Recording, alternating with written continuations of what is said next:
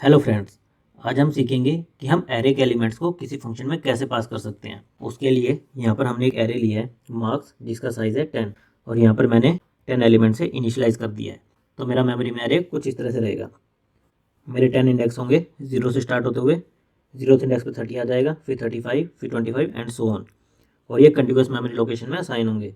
मान लो मेरे 0th element की लोकेशन क्या है 1000, तो नेक्स्ट की क्या होगी 1004, फिर 1008, 4 के गैप में, क्योंकि मेरा एरे इंटीजर टाइप का है।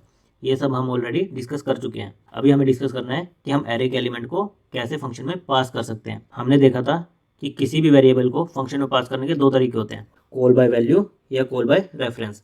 वैल्यू में हम क्या पास करते थे, उसकी एक्चुअल वैल्यू, और रेफरेंस में उसका एड्रेस। हम एरे के किसी भी एलिमेंट को कैसे एक्सेस कर सकते थे, मार्क्स आई से, और उसके एड्रेस को कैसे एक्सेस कर सकते थे, एड्रेस ऑफ मार्क्स आई।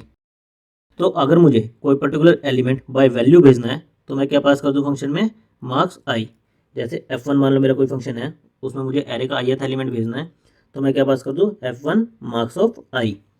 और अगर मुझे कॉल बाय रेफरेंस करना है तो मैं क्या कर दूँ, उसमें address of marks of I address पास कर दूँ और मेरे फंक्शन में उसे पॉइंटर में स्टोर कर लूँ। अभी इसी चीज़ को हम एक प्रोग्राम के थ्रू देख लेते हैं।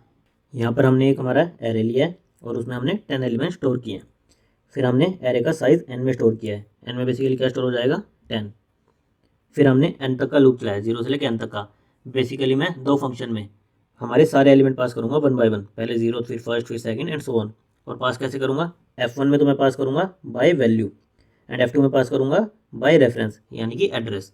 तो f1 में मैं क्या कर रहा हूँ, वैल्यू पास कर रहा हूँ यानी कि एक इंटीजर पास कर रहा हूँ। तो f1 के अंदर मैंने उसे एक इंटीजर वेरिएबल में स्टोर करा लिया है और फिर उसे प्रिंट कर दिया है। f2 में मैं क्या कर रहा हूँ, मैं एड्रेस पास कर रहा हूँ, और एड्रेस को मुझे किस में लेना पड़ेगा, पॉइंटर में। तो मैंने इंटीजर टाइप के पॉइंटर में उसे स्टोर करा लिया है, और उस एड्रेस पर जो भी वैल्यू है स्टार नम की हेल्प से मैंने वो प्रिंट कर दिया है।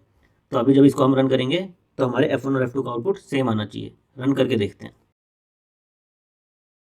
तो ये मेरे 1 बाय 1 सारे एलिमेंट प्रिंट हो गए। पहले 30, फिर 35, फिर 25, फिर 40, फिर 45, 17, 39, 40, 50, 47। तो इस तरह से आप एरे एलिमेंट्स को फंक्शन में पास कर सकते हो, बाय वैल्यू या फिर बाय रेफरेंस।